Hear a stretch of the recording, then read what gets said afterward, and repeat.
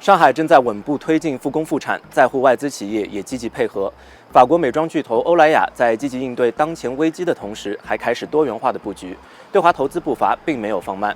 本月初，欧莱雅宣布在中国市场成立首家投资公司落户奉贤区，致力于投资创新美妆科技，充分体现了对中国经济发展前景的坚定信心。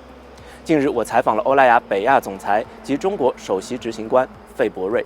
The months of April and now in May with the lockdown in Shanghai, it was for us to make sure for two things. First, that the team stay super connected, working from home and adapting to the situation to prepare, obviously, the rebound here in Shanghai, but also to be able to service much more cities that are all around the country.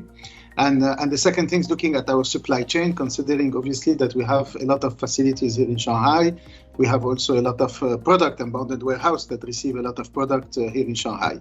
Our factories are located in Suzhou and in Yichang, so they were not directly impacted by this lockdown measures, which allow us to produce and allow us to keep servicing our consumers with the product that they here produce in China. How do you think enterprises and local authorities can support each other during the lockdown?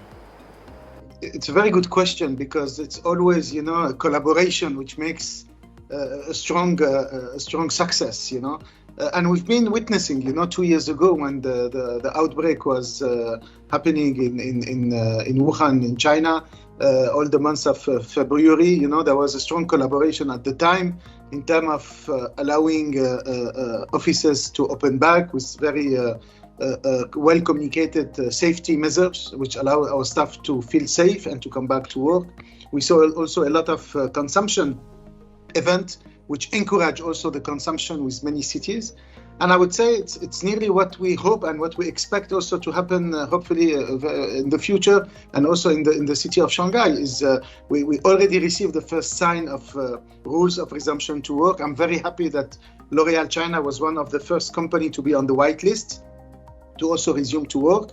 So we're working very closely with authorities, getting all the necessary information to make sure that our workplace is safe and allowing the teams to come back to work, because they're all very much looking forward to come back and work together.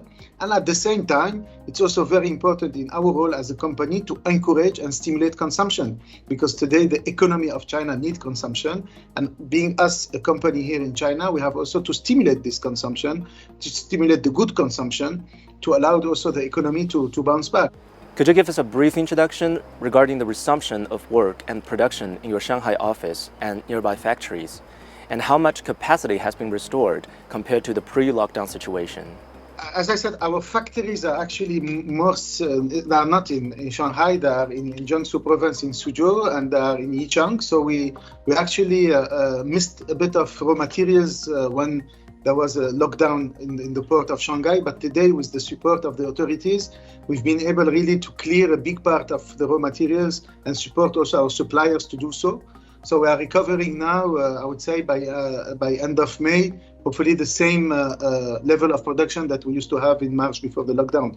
So it went down obviously in April, but it went back at the good level already by end of May. Do you have confidence in the post-pandemic economic recovery and in the Chinese market? And do you think the makeup market in Shanghai will rebound after the closed-off management is over?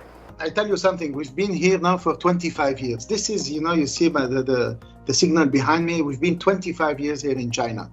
And we've been witnessing, the big development of China in the past 25 years. And we've been benefiting a lot from it. So I have a very big confidence in the next 25 years and more of the development of the economy in China. So here we have no doubt about that. Of course, we are going through a difficult moment, like we also knew 2 years ago, and we are sure that in the beauty industry, the rebound will be there.